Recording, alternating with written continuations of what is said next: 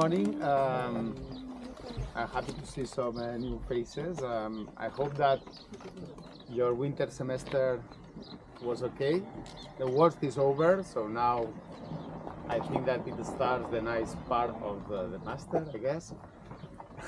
So today we will have some field visits in the forest around Solsona, that is this place. This is a forest research institute called the Forest Science and Technology Center of Catalonia. You are in a forest region. No, I'm just giving it to him, and he earns money. So yeah. Hi. This is the first day of our field course.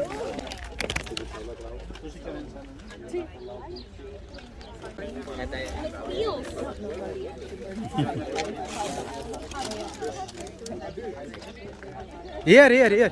I am here. Gracias.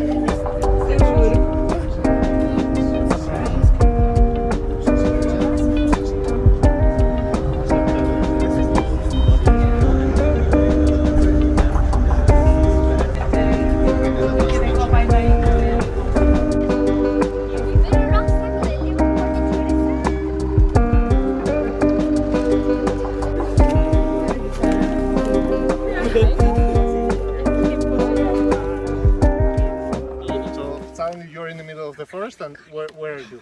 That's a typical question. Okay, so this is Catalonia, okay? Northeast of Spain, you know. You arrive to Barcelona. Barcelona is here. Lleida is in this spot here with no forest at all, because it's a lowland, the agricultural land. And now we are in the Solsonès county, okay?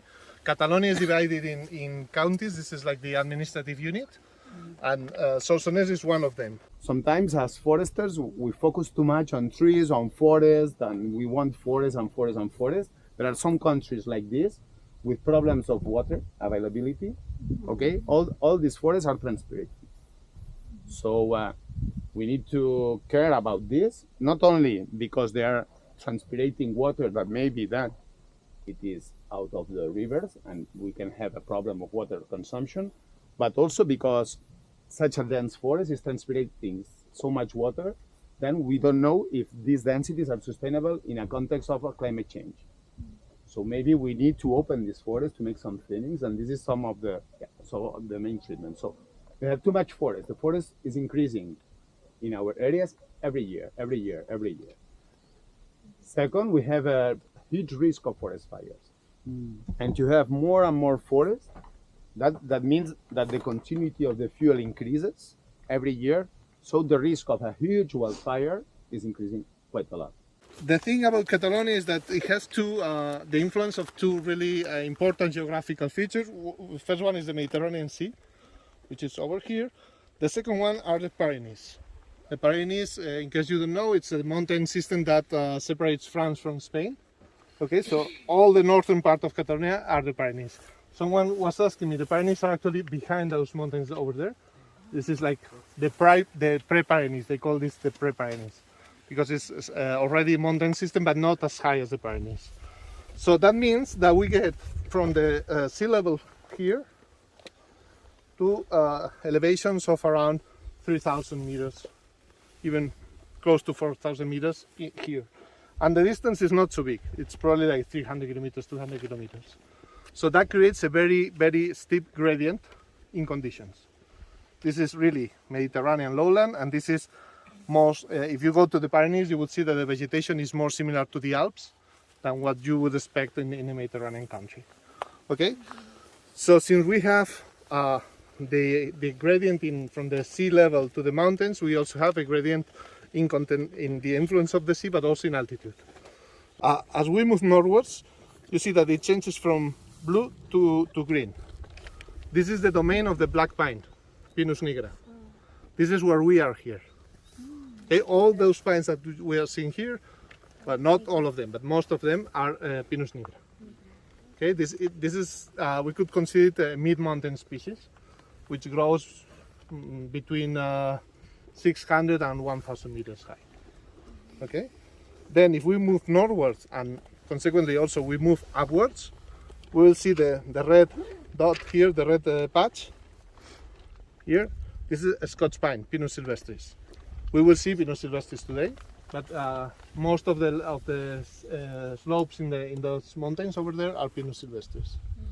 Okay, and if we move farther upwards, these black spots here, or the black spots here in the Pyrenees, this is mountain pine.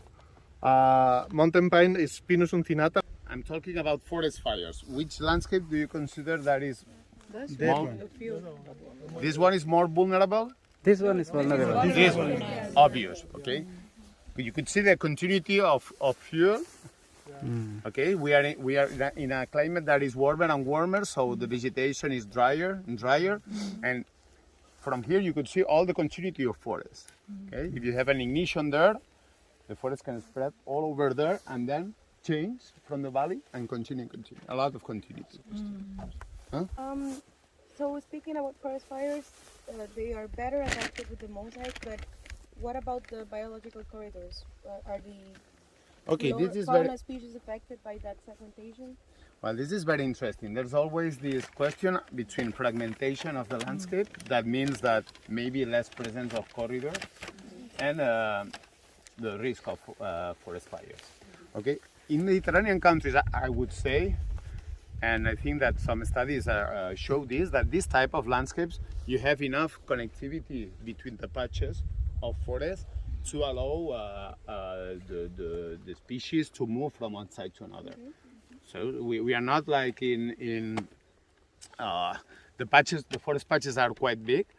Then this type of landscape does not imply a problem from the perspective of biodiversity conservation. Because here I would say that it's more a collection of agricultural land in a matrix of forest than rather the opposite. So there's more forest than agricultural lands. If it was the opposite, like the main use was agricultural lands and some forest patches, then we could have problems of Junipers. This is the juniper.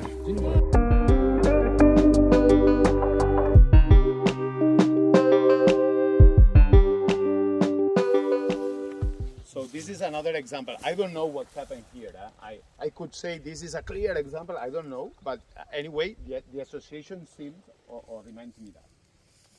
Little quercus is growing under the juniperus now. Sorry? Little quercus is growing under the A juniperus quercus now. growing under the... Yes. Yes. The slope. Yeah. Yeah. Yeah, in the state. MSD, sempre Okay, so now, just a very short stop. This is another stage of abandon. Okay, so you need to imagine the area we were just talking about there. So this is another stage. It was not here for sure 60 years ago. They grow quite slow, our trees. Don't think that these trees are 5 years old, as you were in Finland. Now you need to change completely. You change your coats with your t-shirts and shorts, okay? So change.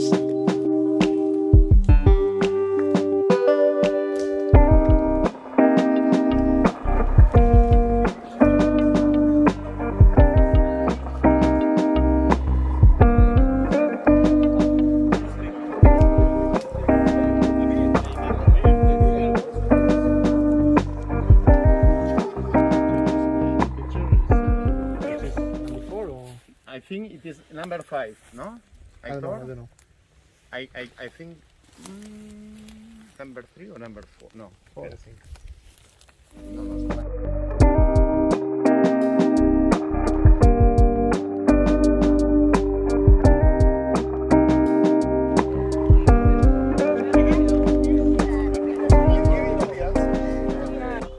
Forest of Pinus sylvestris, natural forest.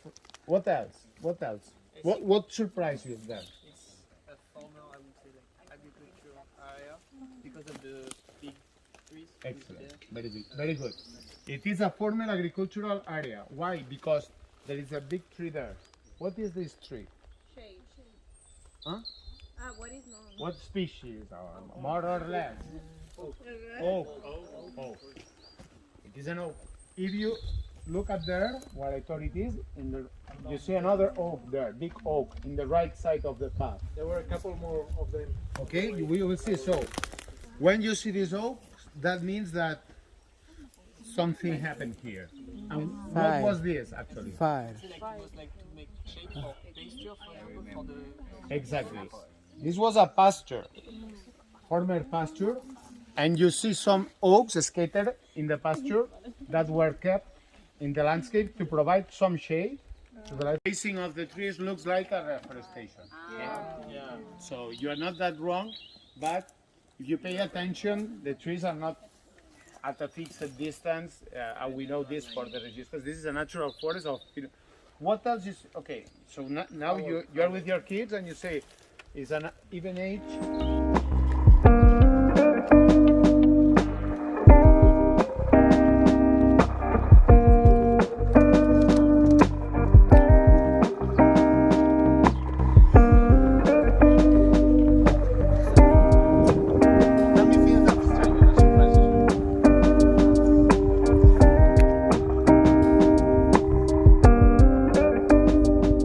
That's for sure. I mean, here we have a huge. But to which point this is not the consequence of just the cessation of the impact. Okay, so we did a map trying to locate each of these uses. This is the effective cover, the shrubs, hardwoods, pine, and unburned islands. So do you see any gradient, any pattern here? The red is the pine, the blue is the oak, the green is the unburned areas. And this is the perimeter. Any